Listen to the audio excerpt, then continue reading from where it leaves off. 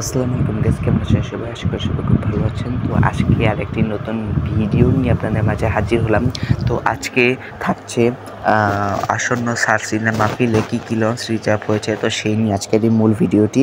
তো এই মাহফিলে যে লঞ্চগুলো লিস্ট করা হয়েছে, তো এই লঞ্চগুলোর মধ্যে অনেক লঞ্চ নাও থাকতে পারে, যেহেতু এটি সার সিনেমা মাহফিল, এটি চরমোনাই মাহফিল না, এবং অনেক লঞ্চ কিন্তু বাদও পড়ে থাকতে পারে। আপনারা অবশ্যই ক্ষমা দৃষ্টিতে দেখবেন। আমার এই ভিডিওটি যদি আপনার ভালো লেগে থাকে অবশ্যই আমার চ্যানেলটি সাবস্ক্রাইব করবেন এবং পাশে থাকা বেল বাটনটি অন করে দিবেন। তো সার সিনেমা মাহফিলে প্রায় অনেকগুলো লঞ্চ রিজার্ভ হয়েছে, এবং আমি এই সমস্ত লঞ্চের আমি কিন্তু তথ্য পেয়েছি গুগল ম্যাপ থেকে, যে কোন কোন লঞ্চ ছেড়ে যাবে, এবং এর মধ্যে কিন্তু ভুলভ্রান্তি অবশ্যই হতে পারে, অবশ্যই হবে ভুলভ্রান্তি, অবশ্যই আপনারা ক্ষমা দৃষ্টিতে দেবেন, আমি বারবার বলতেছি। তো বেশি কথা না বাড়িয়ে চলুন মূল ভিডিওতে প্রবেশ করা যাক। তো সার সিনেমা মাহফিলে 18+ লঞ্চ হয়েছে, যেমন 1 নম্বরে রয়েছে রাজদূত প্রাইম কিন্তু থাকছে এবছর।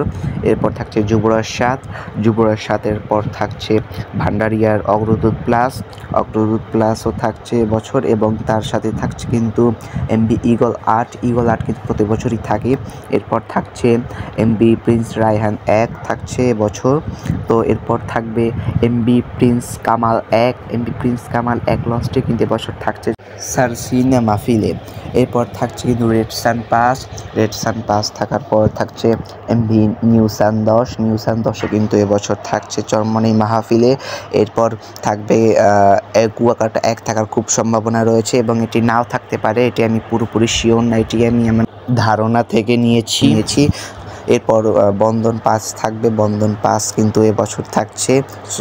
এরপর থাকছে কিন্তু পার্বত 15 পর থাকছে এমবি সুন্দরবন 7ও কিন্তু এবছর থাকছে। এরপর থাকবে হচ্ছে এমভি পুবালি 5 কিন্তু এবছর থাকছে।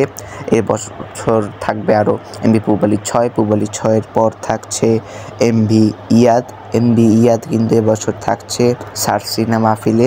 তো এরপর থাকছে কিন্তু এমভি আসা যাওয়া 2।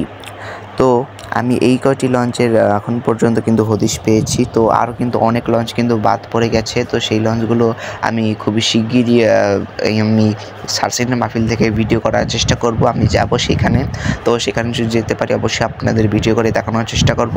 তো জানি ভিডিওতে অনেক ভুলভ্রান্তি হয়েছে, আপনারা অবশ্যই ক্ষমার দৃষ্টিতে দেখবেন, এবং আমার এই ভিডিওটি আপনারা আপনাদের ফ্রেন্ডস এবং ফ্যামিলির মাঝে শেয়ার করে অন্যকে দেখার সুযোগ করে দিবেন। যারা সার সিনেমা মাহফিলে যাবেন অবশ্যই ভিডিওটি দেখেন, যার যে লঞ্চটি পছন্দ হবে অবশ্যই সেটি দিতে আপনার ভ্রমণ করতে পারেন, এবং বেশি বেশি করে লঞ্চ ভ্রমণ করবেন।